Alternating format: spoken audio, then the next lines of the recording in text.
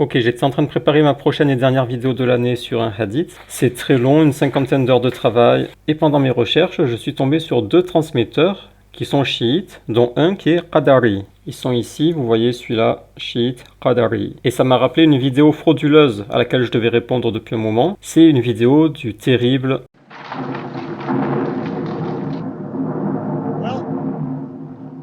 There it is. Islam ibn Ahmad.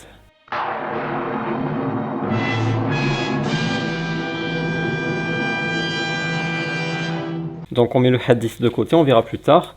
On va s'intéresser à la vidéo d'Islam ibn Ahmad. Ici, c'est la vidéo numéro 13 de son module de hadith, première année. Je vous ai concocté une petite sélection d'extraits. Je vous donne un autre exemple. Qui connaît parmi vous Ibrahim ibn Abi Yahya, l'un des premiers qui ont écrit les Musnad. Ibrahim ibn Abi Yahya était l'un des grands penseurs dans l'histoire islamique. Donc il nous parle d'un grand penseur dans l'histoire islamique, un grand savant du hadith, Ibrahim ibn Abi Yahya. Il était aussi un savant du hadith. Un homme qui a l'un des plus grands recueils dans l'histoire islamique. Il a un des plus grands recueils. Il a beaucoup de hadiths, des milliers de hadiths. Donc il nous parle d'Ibrahim, un grand savant du hadith, des milliers de hadiths, un des plus grands recueils, un grand penseur du monde islamique. Après il nous dit que Ibn Jurayj rapporte de lui, alors qu'il est plus vieux qu'Ibrahim. Et donc ça nous montre à quel point Ibrahim c'est un grand savant. Ça nous montre un peu une idée sur le degré d'Ibrahim ibn Abi Yahya. Voilà, ça nous montre le degré de Ibrahim ibn Abi Yahya. Son recueil a disparu car personne n'a voulu rapporter d'après lui. Mais son recueil a disparu. Il avait un énorme recueil, des milliers de hadiths, mais il a disparu parce que personne ne voulait rapporter de lui. Tous les savants musulmans ont dit de lui, il est menteur, kadhab. On demande à Ahmed ibn Hanbal, qu'est-ce que t'en penses? Menteur. Abu Daoud, qu'est-ce que t'en penses? Menteur. Yahya ibn Ma'in, menteur. Abu Hatim, menteur. Tous les savants musulmans, ils disent il est kadhab. Pour quelle raison? Donc il nous dit on n'a pas son livre parce que tous les savants, ils ont dit c'est un menteur. Et il pose la question, pour quelle raison? Pour quelle raison? C'est ça qui l'intéresse. Pourquoi? Pourquoi les savants ont dit qu'il est menteur? Maintenant, on leur dit pourquoi. Ibrahim ibn Abi Yahya, malgré tout ce que vous avez fait, il vous a dépassé. Il est célèbre. Oui, alors je ne sais pas pourquoi il dit il vous a dépassé. Il a dépassé les autres savants. On ne sait pas pourquoi, il les a dépassés. Ok. Vous l'avez jugé, on a vu déjà, les jugements ne sont pas souvent fiables. On juge car il est contre ou pour. Il dit, on a déjà vu que souvent les jugements, quand les savants ils disent de lui c'est un menteur, lui il est fiable, lui il est faible, c'est basé sur s'il est pour ou contre. S'il est pour les gens du hadith par exemple, il va être fiable. S'il est contre, ils vont dire c'est un menteur. Selon Islam ibn Ahmad, souvent les critiques c'est à cause du dogme. C'est ça qui va déterminer les critiques. On a vu déjà, les jugements ne sont pas souvent fiables. On juge car il est contre ou pour. C'est ça notre argument. Et ça, il m'en avait déjà parlé quand j'étais allé le voir. Il m'avait cité l'exemple de Ali ibn al-Madini. Il m'avait raconté une histoire. Il m'a dit, regarde, dans cette histoire, Ali ibn al-Madini a refusé d'affaiblir quelqu'un qui est clairement faible. Il a refusé de l'affaiblir parce qu'il était sahib sunnah. À cause du dogme du transmetteur, Ali a refusé de l'affaiblir. Et moi, je l'avais cru, Islam ibn Ahmad. Je ne pensais pas qu'il allait me mentir au nez. Je suis rentré chez moi, j'ai ouvert les livres, j'ai cherché. J'ai finalement trouvé cette histoire de Ali ibn al-Madini qui refuse d'affaiblir Bachar. Et j'ai vu que Islam ibn Ahmad a falsifié l'histoire. En fait, il l'a affaibli. Walakin, mais. Il a terminé la phrase par le mot mais. Qu'est-ce que tu veux que je te dise? S'il est sunnite, je ne peux pas le dire. Qu'est-ce que tu veux? Je vous révèle le mot que Islam ibn Ahmad a caché. Et il l'a affaibli. En fait, le texte que Ibn Ahmad m'avait cité pour me prouver que Ali ibn al-Madini n'était pas objectif, ce même texte montre au contraire qu'il est objectif. Bref, il m'avait donné cet exemple et il m'avait dit cette méthode, elle est très présente. Et en fait, cette méthode est très présente sur les transmetteurs. Et là, c'est la même histoire.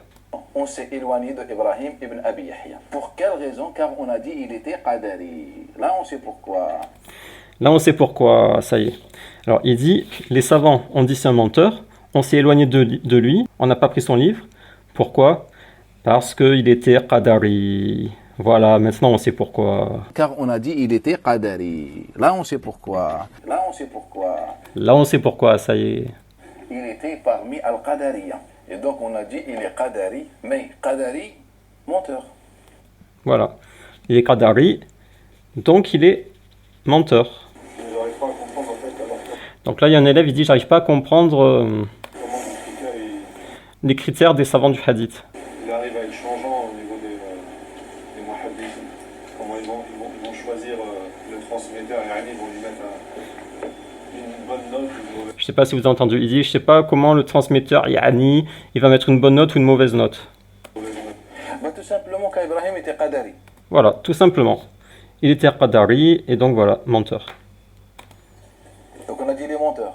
Voilà, donc on a dit les menteurs. Amr ibn Ubayd. Après, il enchaîne sur un autre. Donc là, on a fini avec Ibrahim. Ce qu'on va faire, c'est qu'on va vérifier dans les livres. Ici, on a une liste de éloges et critiques. Je vous le mets ici en arabe et on va regarder la traduction de ChatGPT.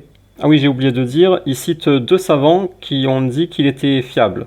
L'imam Shafi'i, il est ici, il a dit de lui, Ibrahim préférait tomber d'un endroit élevé plutôt que de mentir. Il était fiable en matière de hadith. Et Ibn Adi, qui est ici, j'ai beaucoup examiné ces hadiths et je n'ai trouvé aucun hadith munkar.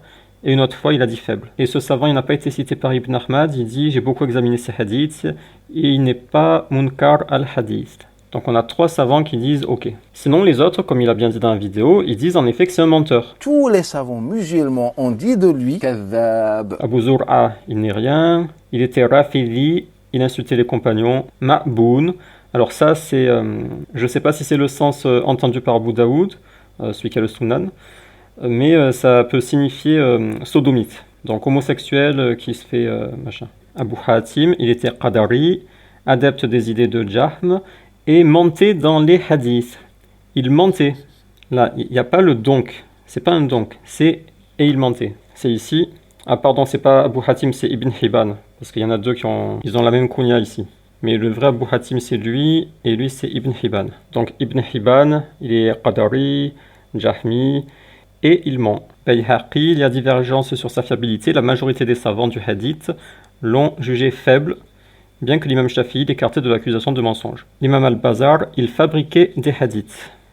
On lui posait des questions et il y apposait des isnads inventés. Il était également qadari. Donc on lui pose des questions, il invente des chaînes de transmission et il était qadari. Ibn al-Jawzi l'a accusé, il était qadari, mu'tazili, jahmi, tous les fléaux étaient réunis en lui. Ça c'est l'imam Ahmad.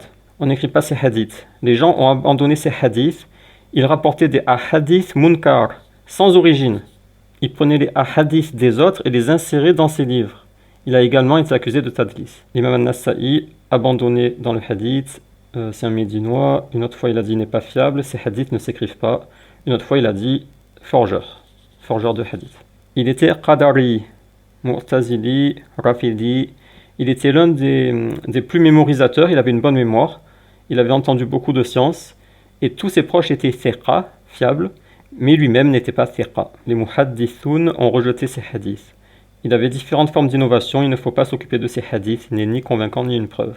Deuxième page, Ibn Abi Hatim, matrouk, bien que l'imam Shafi'i l'ait utilisé comme preuve. Alors là, il y a une contradiction, il y en a qui disent qu'il l'utilise comme preuve, il y en a qui disent qu'il ne l'a pas utilisé comme preuve. Ibn Hajar, matrouk al-hadith, certains disent qu'il inventait des hadiths, d'autres disent que l'imam Shafi'i n'a rapporté aucun hadith de lui en matière d'obligation, mais il l'utilisait seulement comme support. Voilà, c'est là la contradiction. Ad-Dar Qutni matrouk, une autre fois il l'a mentionné dans son Sunan et il a dit faible. Rafidi Qadari, Zahabi, l'un des savants faibles, sans mention qu'il fabriquait des hadiths. Zahabi, il a juste dit il est faible. Al-Layth, s'il n'est pas... Ah oui, ça c'est marrant. Al-Layth, l'Égyptien. S'il n'est pas Al-Aslami qui est matrouk, je le connais pas. Bishr, j'ai interrogé les fuqaha de Médine à son sujet et tous disaient qu'il était kadhab. Kadhab. Ou quelque chose de semblable. Soufiane ibn Uyayna, méfiez-vous de lui, ne vous asseyez pas avec lui. Abdurrahman ibn Mahdi a abandonné ses hadiths.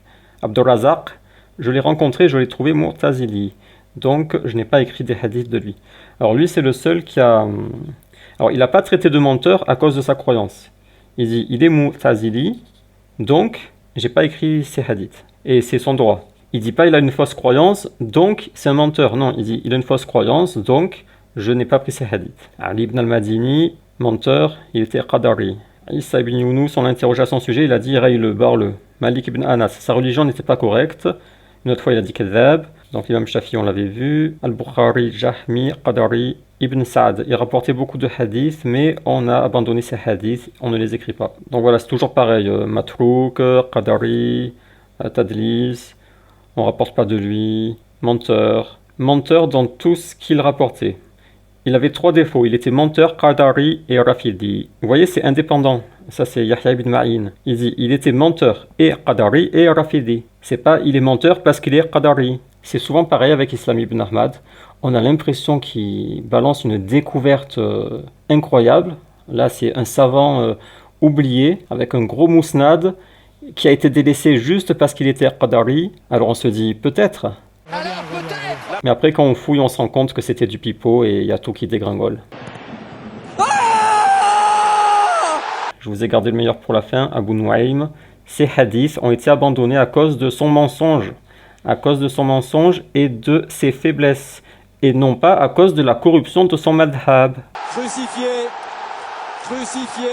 Regarde Ibn Ahmad, regarde ici. Son hadith est délaissé à cause du mensonge. Et non pas à cause de la corruption de son madhab. Alors là, c'est à la fois t'as pas de chance, hein. Je vous ai imprimé un passage d'un livre de Ibn Hibban. C'est le livre Al-Majrouhin sur les transmetteurs faibles. Et dans le chapitre d'Ibrahim ibn Abi Yahya, on a la même chose. Les savants l'ont délaissé, sauf Shafi qui a rapporté de lui. Il était Qadari, Jahmi, et il mentait. Il y a un wa là, c'est pas un fa. Et il mentait avec cela. En plus de cela, il ment dans le hadith. Donc là, c'est clair. Qadari, Jahmi, et il ment avec cela dans le hadith. Regarde bien Islam ibn Ahmad, regarde. Et il ment. C'est un menteur, ton pote. Et regardez ici ce qu'a dit Yahya ibn Saïd al-Qattan. Il dit comme Abu Nuaym. Ibrahim ibn Abi Yahya n'est pas délaissé à cause du qadar, mais il est délaissé pour le mensonge. On s'est éloigné de Ibrahim ibn Abi Yahya. Pour quelle raison? Car on a dit il était qadari. Donc là, il y a plusieurs savants qui précisent bien, attention, Islam ibn Ahmad, quand il viendra vous dire qu'on l'a délaissé parce qu'il est qadari, c'est faux. Islam ibn Ahmad est un menteur, c'est un mythomane. On l'a pas délaissé parce qu'il est qadari, on l'a délaissé parce qu'il est kadhab. Car on a dit il était qadari. Là, on sait pourquoi. Et 2 pages plus loin, on a une explication sur pourquoi l'imam Shafi'i a rapporté de lui. Donc Ibn Hibban nous dit, quant à Shafi'i, il s'est assis avec lui dans sa jeunesse. C'était son professeur quand il était petit. Et il mémorisait de lui comme mémorise un enfant. La mémorisation dans l'enfance est comme la gravure sur la pierre. Et il nous explique qu'après, quand il est rentré en Égypte, à la fin de sa vie, l'imam Shafi'i, quand il a écrit ses livres, il avait besoin de narration, mais il n'avait pas avec lui ses livres. Donc sans ses livres, il devait se baser sur sa mémoire. Et alors il a ajouté dans son livre depuis sa mémoire. C'est pour ça qu'il a rapporté d'Ibrahim. Et parfois il ne le mentionnait pas, parfois il citait pas Ibrahim, il essayait de cacher son nom. Dans tous les cas, même si Shafi'i l'a défendu, ça fait pas le poids face à la critique massive qu'il a subie. Avant de continuer les extraits de ce gros naze, on va faire un tour sur les 2 chiites dont je vous ai parlé au début. Donc je suis tombé dessus par hasard. Le premier c'est Auf ibn Bandawayh. Donc il est dit qu'il est chiite, Qadari, Rafidi, Qadari, chiite, Qadari et chiite. Mais est-ce que les savants ont dit que c'était un menteur? Et donc, tous ceux qui ont adopté des positions différentes que les Ahl-Sunnah, généralement, ils sont menteurs. On va voir. Abu Hatim, véridique et fiable, thiqa. Al-Hakim, thiqa. L'imam Ahmad, thiqa. Ces hadiths sont fiables. An-Nasa'i, thiqa. Ibn Hajar, thiqa. Mais accusé de croire en la doctrine du qadar et d'être chiite. Tous les groupes l'ont utilisé comme source. Daoud ibn Abi Hind le frappait et disait « Malheur à toi, ô qadari ». Mais il n'a pas dit que c'est un menteur, il n'a pas dit qu'il est faible. Ali ibn al-Madini, donc qui est malhonnête d'après le mensonge de Islam ibn Ahmad, thiqa. Là on a une critique sévère, qadari, rafidi, shaitan. Ibn Sa'd, thiqa. Il a narré beaucoup de hadiths, mais il avait des tendances chiites. Là c'est intéressant, Muhammad ibn Abdallah, on disait de lui « Aouf, le véridique, Aouf as-Saduq ». Il était l'un des plus fiables d'entre eux, mais il était qadari. Vous voyez, le fait d'être qadari, ça n'empêche pas tous les savants de dire « il est véridique, il est thiqa ». Par Allah, Aouf n'était pas satisfait d'une seule innovation, il en avait 2, il était qadari et chiite. Mais il n'a pas dit qu'il est menteur ou qu'il est faible dans le hadith. Marwan, il était appelé as-Saduq. L'imam Muslim, sa véracité et son honnêteté ne sont pas contestées. Yahya ibn Ma'in, qui est sévère, thiqa. On a un chiite qadari, les savants sont unanimes, il est thiqa. Contrairement à ce que prétend Islam ibn Ahmad, il dit que quand quelqu'un est qadari ou shia, les savants l'ont affaibli, l'ont traité de menteur, c'est faux. Le deuxième chiite sur lequel je suis tombé par hasard, je répète, c'est pas une sélection, j'ai pas cherché des qadari chiites qui ont été acceptés. C'est vraiment par hasard que je suis tombé dessus. Donc il s'agit de Adi ibn Thabit. Abu Hatim a dit il est Sadouk. Il était l'imam de la mosquée des chiites et leur prédicateur. Donc lui, c'est carrément un prédicateur chiite et un imam des chiites. Ahmad ibn Hanbal, il est thiqa, mais il penchait vers le chiisme. Voilà, le fait d'être chiite, ça n'empêche pas de dire qu'il est thiqa. Ibn Hajar, thiqa, mais accusé de chiisme. Daraqutni, il est thiqa, mais il était un chiite extrémiste. Même en étant extrémiste, ça n'empêche pas Daraqutni de dire qu'il est thiqa. Al-Barqani a dit « J'ai demandé à Daraqutni à propos de Adi ibn Thabit, d'après son grand-père. Il demande à propos de la chaîne de transmission, quand il rapporte d'après son père, d'après son grand-père. Il a répondu « Ce n'est pas confirmé, son père et son grand-père ne sont pas connus. Mais Adi est thiqa. » Regarde Islam ibn Ahmad, c'est un chiite extrémiste, mais les savants ont dit il est thiqa. Pourquoi? Parce qu'il n'a pas menti dans les hadiths. Ces hadiths sont corrects. Contrairement à ton pote Ibrahim qui ment dans les hadiths. Celui-là il ne ment pas, donc il est thiqa. L'imam al-Dhahabi, thiqa. Mais il était le prédicateur des chiites et l'imam de leur mosquée à Koufa. Al-Ajli et Al-Nasa'i, il est thiqa. Yahya ibn Ma'in, rien à redire lorsqu'il rapporte de sources thiqa. C'était un chiite extrémiste. At-Tabari, il faut être prudent lorsqu'il rapporte. Voilà. On a deux chiites, dont un qadari. Tout le monde dit c'est des chiites. Tout le monde dit c'est un qadari. Mais thiqa, parce qu'ils ont bien rapporté les hadiths. Être qadari n'empêche pas de bien rapporter les hadiths. Après, si tu es qadari et que tu mens, les savants vont dire bah, t'es qadari et tu mens. Bon, là, ça fait un peu de la peine pour Islam ibn Ahmad, mais c'est pas encore fini. On n'a pas fini de le massacrer. On a déjà fait plein de vidéos où on le démolit, on le dégomme. Là, j'étais même pas sur lui. J'étais sur un hadith. Juste par hasard, je suis tombé sur les deux chiites. Je me suis dit, tiens, on va en profiter pour répondre à l'autre gros naze. Donc, entre deux hadiths, je fais une vidéo sur Islam ibn Ahmad et on le dégomme encore. Mais c'est pas fini. On continue sa vidéo. Bah, tout simplement qu'Ibrahim était qadari. Ah, tout simplement parce qu'il était qadari. Ah, tout simplement. Donc on a dit les menteurs. Donc on a dit les menteurs. Ah là là là. Ah là là. Ah, Islam ibn Mito. Islam ibn Mitoman. C'est pas bien joli ça. Amr ibn Ubayd, c'est l'un des grands pieux de l'islam. Voilà, alors il enchaîne sur un deuxième. Alors, il recommence avec son numéro de oh, c'est Mashallah, un savant Mashallah. Donc le premier, Ibrahim, on a vu qu'ils n'ont pas dit qu'il est menteur parce qu'il est qadari, mais parce que c'est un menteur, c'est simple. Et maintenant, il nous parle de Amr ibn Ubayd. Ah, celui-là, c'est un pieux. Alors c'est vrai qu'il était pieux, au niveau de l'adoration seulement. On ne parle pas du hadith. Amr ibn Ubayd, c'est l'un des grands pieux de l'islam, dans l'histoire islamique. On a dit les menteurs. Ah, pourquoi? Pourquoi? Car il est qadari. Ah là là, c'est facile, hein. C'est ridicule. Il est ridicule, ce Islam ibn... On a dit il est menteur. Pourquoi? Eh bien, à cause du dogme, parce qu'il est qadari. Pourquoi? Car il est qadari. Et voilà, on a trouvé le secret des savants, ça y est, et voilà. Et voilà, tous les savants, Daraqutni, Yahya ibn Ma'in, Ali ibn al-Madini. En fait, ils étaient bêtes, ils étaient sectaires, voilà. Et c'est Islam ibn Ahmad qui est... lui qui a fondé sa propre secte débile. C'est ce type qui vient vous expliquer la vérité sur les hadiths. Il est menteur. Pourquoi? Car il est qadari. Alors, on va prendre le dossier de Amr ibn Ubayd. Et un peu plus loin, il nous dit un truc intéressant. Je pense que parmi les savants les plus fiables, selon moi, dans les jugements des transmetteurs, c'est Ibn Adi, dans son livre Al-Kamil. Il nous dit le savant le plus fiable sur les transmetteurs, c'est Ibn Adi dans son livre Al-Kamil.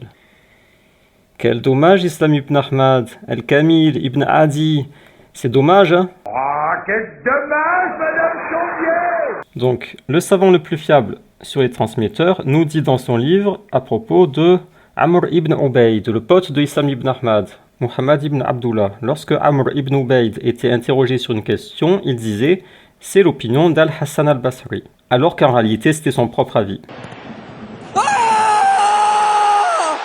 Une fois on lui a demandé l'opinion de Al-Hassan al-Basri, il a répondu « sauf que le mec il connaissait l'opinion de Al-Hassan ». Il a dit « mais ça contredit ce qu'il a dit ».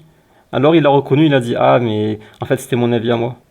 C'est ça les potes de Ibn Ahmad. En fait il défend sa clique, c'est un menteur qui défend des menteurs. Il essaie de réhabiliter ses potes menteurs parce que lui-même c'est un mythomane. Dès qu'il voit des menteurs, mais il est excité. Quand il voit des ma'boun aussi, il a l'air excité. On rappelle que Ibn Ahmad a dit que le mariage homosexuel, homme plus homme, C'était pas interdit dans le Coran. Pour la lutte contre l'homophobie, est-ce que ça veut dire que dans les prêches, on considérera que deux hommes ont le droit de s'aimer, de se marier? Est-ce que l'islam a interdit le mariage entre hommes? Il n'y a pas d'interdiction, il n'y a pas d'interdiction. Donc ça, c'est ce qui revient le plus sur Amr, c'est qu'il ment sur Al-Hassan al-Basri. Et il y en a, ils disent Al-Hassan al-Basri, quand il recevait des questions, quand il savait que ça venait de Amr, il répondait pas. Hamad ibn Zaïd, j'ai dit à Ayoub, Amr ibn Ubayd a rapporté d'Al-Hassan que l'ivrogne qui boit du nabid ne doit pas être fouetté. Ayoub a répondu, il a menti. J'ai entendu Al-Hassan dire que l'ivrogne doit être fouetté pour avoir bu du nabid. On n'a pas dit il a menti parce qu'il est qadari, c'est parce qu'il ment. Il ment, on dit qu'il ment. On a dit il est menteur. Pourquoi? Car il est qadari. C'est quoi ton problème mental, toi? On a dit il était qadari. Ibrahim était qadari. Donc on a dit il est menteur. Amr ibn Ubayd. On a dit il est menteur. Car il est qadari. On continue, toujours dans le livre de Ibn Adi. Il a rapporté, d'après Al-Hassan, que le prophète a dit « Si vous voyez Muawiyah sur le minbar, tuez-le ». Voilà, le prophète aurait dit ça. Si vous voyez Muawiyah, il faut le tuer, ça y est. Tu lui coupes la tête. Ayoub a répondu, il a menti. Ah oui, ça c'est très marrant ça. Ça c'est très drôle. En fait, on a un hadith qui est rapporté par certains compagnons, en particulier par Imran ibn Hussein. Tous les élèves de Imran, ou comme dirait Issam ibn Ahmad, toute l'humanité. Attendez, j'ai oublié Al-Hassan al-Basri. On a le hadith. On a Hassan, non là on a Imran, là on a Hassan, et c'est là qu'on a les élèves de Hassan.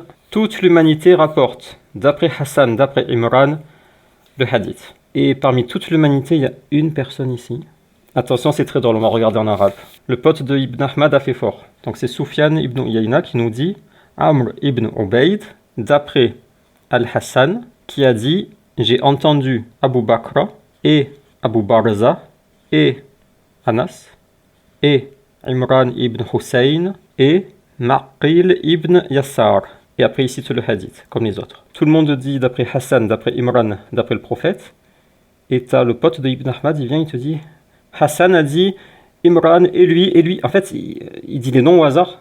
Il rapporte même pas, on n'a pas d'autres traces. C'est comme s'il a fait le jeu d'aldostérone, il prend des cartes au hasard, des noms au hasard. Il dit voilà, Hassan d'après lui, il fait son équipe de rugby. On sait pas ce qu'il lui a pris. Et là on a le commentaire de Ibn Adi. Ce hadith avec cette chaîne de transmission ne regroupe pas ces 5 compagnons du prophète. Il a été transmis par Amr ibn Ubayd de la part d'Al-Hassan et d'autres ont aussi rapporté ce hadith d'Al-Hassan, mais uniquement de la part d'Imran ibn Hussein. Voilà, Ibn Adi il comprend pas aussi. Il dit mais on comprend pas, le pote de Ibn Ahmad, il a fait son équipe de rugby, il a tiré au sort, on sait pas ce qu'il lui a pris.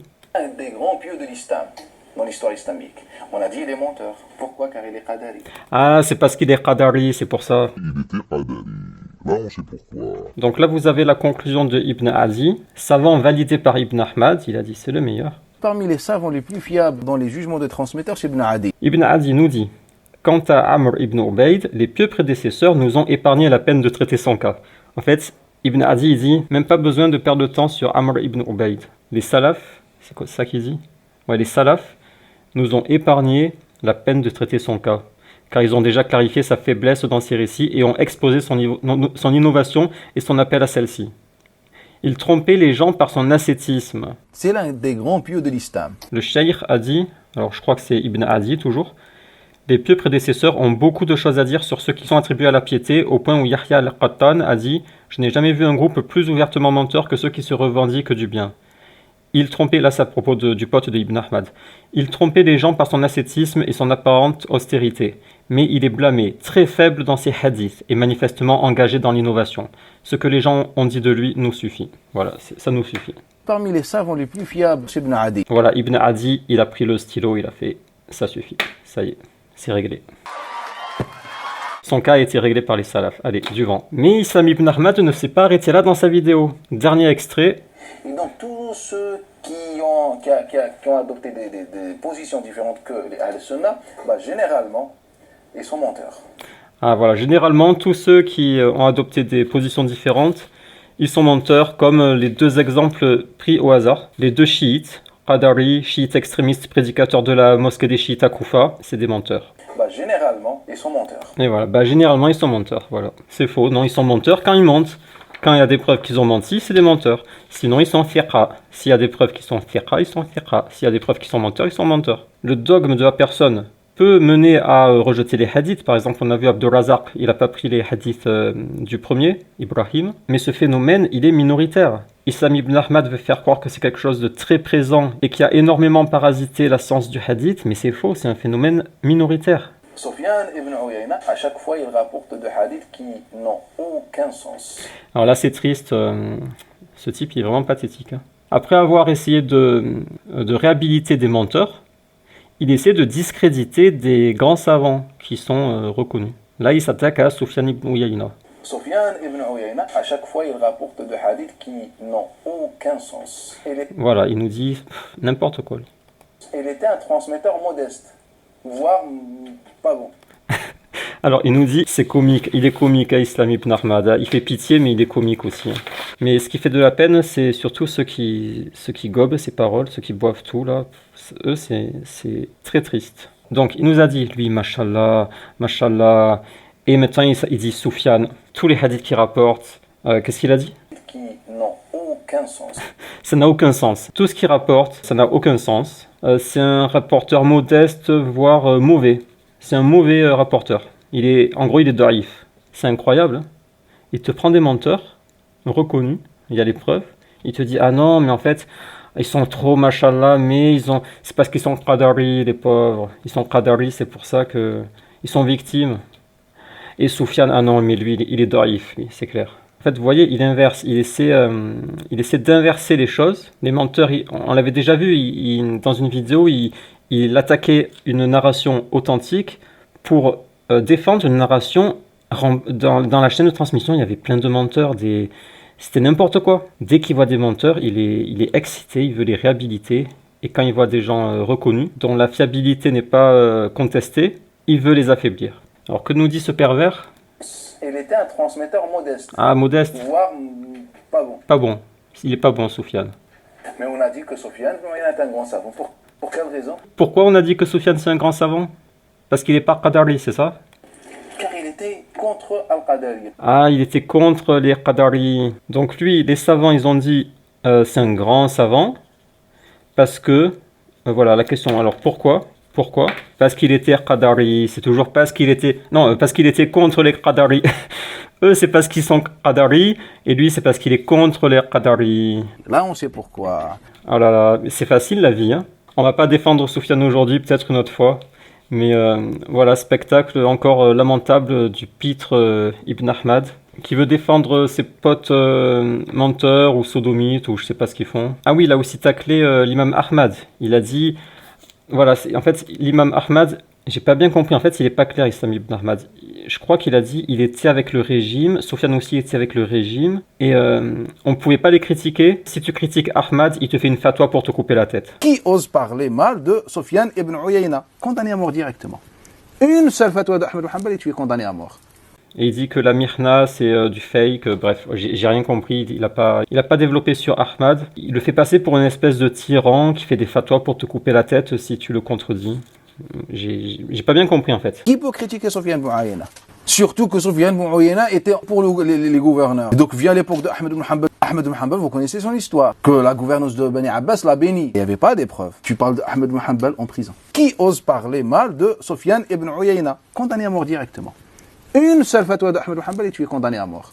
Donc il y a des gens qui achètent ces cours, ça c'est des cours payants, 150 € le pack de cours là. Ils écoutent le cours religieusement et à la sortie du cours, ils se disent ça y est, j'y vois plus clair dans la science du hadith. J'ai compris que Ahmad ibn Hanbal, c'était un tyran, il fallait pas le critiquer sinon il te coupe la tête. Une seule fatwa d'Ahmed Hanbal et tu es condamné à mort.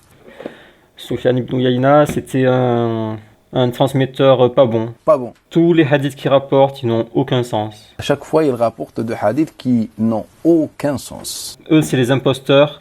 Par contre, j'ai découvert aujourd'hui des savants trop machallah. Oh là là, des savants. C'est des qadari, mais ils sont trop machallah. Amr ibn Ubayd, oh là là, trop machallah. C'est un grand pieux. Des grands pieux de l'islam. Le pauvre, ils ont dit que c'est un menteur parce qu'il est qadari, le pauvre, mais c'est un grand pieux. Mais encore mieux que lui, Ibrahim ibn Abi Yahya. Ibrahim ibn Abi Yahya. Ibrahim ibn Abi Yahya, oh là là. un des plus grands penseurs de l'islam. L'un des grands penseurs dans l'histoire islamique. Il a écrit un des plus gros musnad, il avait des milliers de hadiths. Je crois que le cheikh a dit des milliards, je sais plus, des milliards de hadiths. Mais ils ont dit qu'il est menteur. Pourquoi? Parce qu'il est qadari. Car on a dit il était qadari. Voilà, c'est ça mes savants, les mythomanes. Leurs savants, c'est les mythomanes, et ils ont le cheikh mythomane. C'est triste, hein. Voilà, aujourd'hui, dans le cours payant, secret, qu'il ne faut pas partager sous menace de poursuite judiciaire, j'ai découvert des savants oubliés, des savants qui ont été injustement délaissés. Ah, Soufiane, ça me dégoûte de voir son nom. Il est mauvais celui-là. Et l'imam Ahmad, c'est un tyran, il coupe les têtes. Oh là là. On a un livre entier sur l'imam Ahmad, sa piété et tout, mais non, ça c'est les Omeyyades, je sais pas, les Abbassides, je sais plus qui c'est, je sais pas le régime, c'est le régime, les méchants, et le gentil c'est Islam ibn Ahmad. Oh là là, qu'il est beau celui-là, oh là là. Alors je regarde mes notes et je vois que j'ai oublié quelques détails sur Amr ibn Ubayd. Il est dit que Shu'ba rapporte seulement 2 hadiths de lui. Il est dit que Yahya, je sais plus si c'est Al-Qatan ou Al-Ansari, il rapportait de lui au début mais après il a délaissé. Il a dû voir qu'il y avait des problèmes. Ah oui, j'ai vu par hasard, c'est Ibrahim, le premier. Il rapporte avec une chaîne de transmission. Alors, je l'ai pas trouvé ailleurs. Après, j'ai pas beaucoup fouillé. Si quelqu'un est intéressé par la recherche, il peut la faire. Mais a priori, ça viendrait de lui. Bah, attendez, je l'ai encore sur Shamila, là. Donc, c'est Shafi'i, d'après Ibn Abi Yahya, d'après Ja'far, d'après son père, d'après Ali ibn Hussein. Donc, Ali ibn Hussein aurait dit, par Allah, le prophète n'a pas crevé les yeux dans le hadith de Anas, où des gens ont tué et mutilé un berger, et le prophète a appliqué le talion, il a coupé les pieds et les mains, il a crevé les yeux. Par Allah, il n'a pas crevé les yeux, il n'a rien fait de plus que couper les pieds et les mains. Alors donc là, cette narration, elle confirmerait le récit de Anas, mais ça rejette la mutilation. Alors le problème, c'est que je n'ai vu que Ibn Abi Yahya rapporter ce récit. Vous pouvez fouiller et me dire si vous trouvez autre chose. Et donc les savants, ils ont répondu à ce hadith, ils ont dit ça n'a aucun sens de... Attendez, c'est où? Voilà, ici. Il n'y a pas de sens à rejeter... Après authentification de la chaîne du hadith avec les yeux crevés, c'est authentique. Et ça n'a aucun sens de le nier. Soit on considère que c'est abrogé. Donc ça, c'est l'opinion de Ibn Sirin et de Qatada. Et c'était l'ancien avis de Shafi'i. Soit on considère que, en gros, c'est le talion, que le prophète a appliqué le talion. Bref, ça c'était juste une parenthèse. Donc cette narration de Ali ibn Hussein, je ne sais pas si c'est une invention, peut-être d'Ibrahim ou peut-être d'un autre, ou peut-être que c'est vrai, on ne sait pas. Mais si c'est inventé, ce serait pour résoudre le problème, le conflit entre l'interdiction de la mutilation et le fait que le prophète s'est crevé les yeux. Il y a un conflit. Les savants, pour résoudre le conflit, ils ont dit c'est abrogé ou le talion passe par-dessus l'interdiction de la mutilation. Il y a une divergence. Et peut-être que quelqu'un a inventé cette narration pour résoudre le problème. Mais les savants ont dit cette narration, elle n'est pas authentique parce qu'il y a Ibn Abi Yahya dedans. Et ça n'a aucun sens de nier le hadith authentique parce qu'on peut résoudre le problème via l'abrogation ou via cet avis. Le talion qui passe par-dessus l'interdiction. Ok, en conclusion, alors cette vidéo n'était pas prévue, je vais juste vous faire un récapitulatif de mon planning. À la base, il y avait Jack le Fou contre Jésus musulman qui parlait de Aïcha. Je voulais répondre à cette vidéo. J'ai commencé à répondre, mais je vous ai dit qu'il y aura une deuxième vidéo sur l'âge de Aïcha. J'ai commencé à préparer la vidéo, mais je me suis mis en tête de lire les hadiths de Aïcha chez Bukhari avant de faire la vidéo. Donc j'ai fait des lives où on a commencé la lecture. Le problème, c'est que quand je tombe sur des hadiths qui m'intéressent, je suis curieux, je cherche les chaînes de transmission et je fais des recherches et c'est très long. L'étude post-live, j'ai fait 3 lives, l'étude post-live est trop longue. Donc ça reporte la vidéo de Aïcha à bien plus tard quand j'aurai fini la lecture et les études. Ensuite, pendant le 3e live, on est tombé sur un hadith qui m'a intéressé. Donc de mon côté, j'ai enquêté sur ce hadith. C'est ce hadith dont je vous ai parlé au début avec une 50aine d'heures de travail. Mais entre-temps, j'ai eu des commentaires. J'ai eu un premier islamophobe qui a réagi à un live. Il m'a dit, il a parlé de Qirfa. J'ai été curieux. Donc j'ai enquêté sur Qirfa, j'ai fait une vidéo. Mais entre-temps, un deuxième islamophobe, il a aussi répondu à un live. Il m'a dit... Aldostérone, il sélectionne pas les textes, il est honnête, il les prend au hasard. Alors j'ai fait la vidéo, réfutation du tour de magie de Stéron. Après, j'ai fait la vidéo débrief de cette vidéo. Maintenant, je veux reprendre le hadith et je veux finir ce hadith pour prendre les vacances. Parce que j'ai pas le temps de faire toutes ces vidéos en fait. À la base, je voulais juste répondre à la polémique, là, le débat. Je voulais juste répondre à ça et repartir. Mais je suis rentré dans ce cercle vicieux et maintenant, en cherchant ce hadith, je suis tombé sur les 2 chiites, dont un Qadari. Et c'est là que je me suis rappelé